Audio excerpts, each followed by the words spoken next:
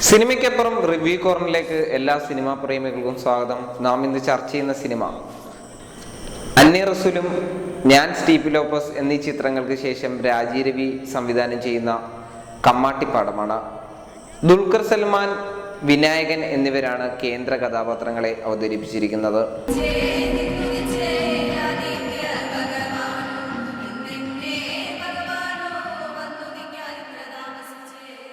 കമ്മാട്ടിപ്പാടം ഒരു റിയലിസ്റ്റിക് ചിത്രമാണ്. ചോരയ്ക്ക് പകരം ചോരക്കായി തുടിക്കുന്ന, കൗമാരത്തിൽ തുടങ്ങി യൗവനം വരെ ഓടിക്കൊണ്ടിരിക്കുന്ന, ചങ്കൂറ്റം മാത്രം കൈമുതലായ കുറെ മനുഷ്യരുടെ ജീവിതകഥയാണ്. പച്ചയായ ജീവിതകഥ.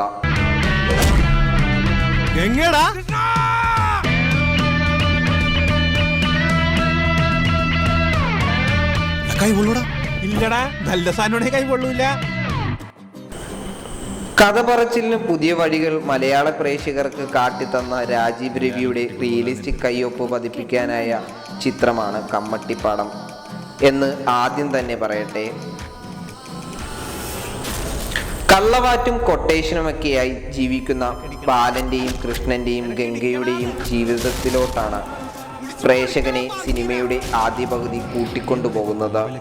ഇന്ന് നാം കാണുന്ന കൊച്ചിയുടെ മടിത്തട്ടിൽ വളർന്ന മനുഷ്യർ, അവർക്ക് ചുറ്റും കാപട്യത്തിന്റെ വലയങ്ങളില്ല. സ്നേഹിക്കുന്നവനെ തിരിച്ച് സ്നേഹിക്കാവുന്ന മനസ്സും, കൂട്ടത്തിൽ ഒരുത്തനെ തൊട്ടാൽ അവന്റെ പള്ളയ്ക്ക് കത്തി കയറ്റാനുള്ള ചങ്കൂറ്റവും കൗമാരത്തിൽ തന്നെ പിച്ചാത്തി കയ്യിലെടുത്ത ഇവർക്കുണ്ട്. പുറം ലോകവുമായി അധികം ബന്ധമില്ലാത്ത നഗരത്തിന്റെ വികസന കാഴ്ചപ്പാടുമായി അവർക്ക് ബന്ധമില്ല. നഗരത്തിന്റെ വളർച്ചയിൽ കമ്മാട്ടിപ്പാടത്തിനുള്ള സ്വാധീനം വലുതാണ്. ആ വളർച്ചയിൽ പച്ചയായ കമ്മാട്ടിപ്പാടത്തിന്റെ മനുഷ്യരുടെ ചോരയുടെ ഗന്ധമുണ്ടെന്ന് സംവിധായകൻ ചൂണ്ടിക്കാട്ടുന്നു.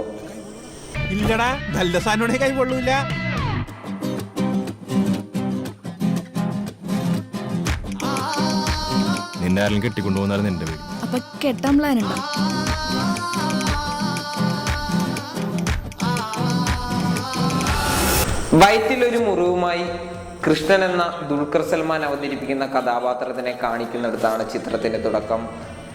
മുംബൈയിൽ സുരക്ഷാ ഉദ്യോഗസ്ഥനായി ജോലി ചെയ്യുന്ന ഇദ്ദേഹം നാട്ടിലേക്ക് വരാനുള്ള കാരണവും സംഭവ വികാസങ്ങളുമാണ് ചിത്രത്തിന്റെ മുന്നോട്ടു പോക്ക്. പതിഞ്ഞ കഥ പറച്ചിൽ രീതിയാണ് സംവിധായകൻ സ്വീകരിച്ചിരിക്കുന്നത്. അതുകൊണ്ട് തന്നെ കട്ട മാസ് പ്രതീക്ഷിച്ച് കയറുന്ന പ്രേക്ഷകർക്ക് രസിച്ചോണം എന്നില്ല.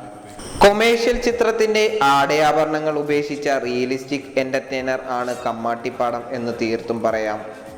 റിയലിസ്റ്റിക് കഥ പറച്ചിലിനോടൊപ്പം സംവിധായകൻ പക്വമായ രാഷ്ട്രീയ കാഴ്ചപ്പാടും കാട്ടിത്തരുന്നുണ്ട്. ചിത്രത്തിൽ മാനം മുട്ടുന്ന കെട്ടിടങ്ങൾ ഉയരുമ്പോൾ അവയുടെ വളർച്ചയ്ക്കായി കുടിയൊഴിക്കപ്പെടുന്ന മനുഷ്യരുടെ ജീവിതത്തെ ആശങ്കയായി സംവിധായകൻ കാട്ടുന്നു.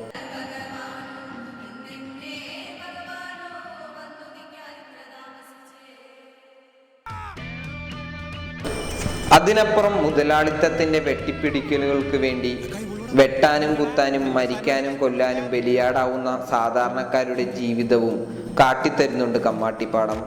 സിനിമ കണ്ടിറങ്ങുന്ന പ്രേക്ഷകർക്ക് കണ്ടില്ലെന്ന് നടിക്കാനാവില്ല ഈ കാഴ്ചപ്പാടിനെ. ബാക്ക്ഗ്രൗണ്ട് സ്കോറും എടുത്തു പറയേണ്ട ഒന്നാണ്. ഓരോ ഫ്രെയിമിനോടൊത്തും തയ്യൽക്കാരന്റെ കരകൗശലം പോലെ കോർത്തു പിന്നിയിരിക്കുന്ന താളാത്മകം. ദുൽഖർ സൽമാൻ അവതരിപ്പിച്ച കൃഷ്ണൻ എന്ന കഥാപാത്രം വേറിട്ട് നിന്നു. പ്രത്യേകിച്ച് എടുത്തു പറയുവാണെങ്കിൽ ഹോസ്പിറ്റലിലുള്ള സീൻ മികച്ചു നിന്നു. വിനായകന്റെ കരിയറിലെ ഏറ്റവും മികച്ച പ്രകടനം തന്നെയാണ് കമ്മാട്ടിപ്പാടം എന്ന് തീർത്തും പറയാം. ബാലനെ അവതരിപ്പിച്ച മണികണ്ഠൻ എടുത്തു പറയേണ്ട പ്രകടനങ്ങളിൽ ഒന്നാണ്. നല്ല പണി കിട്ടിയിട്ടുണ്ട്.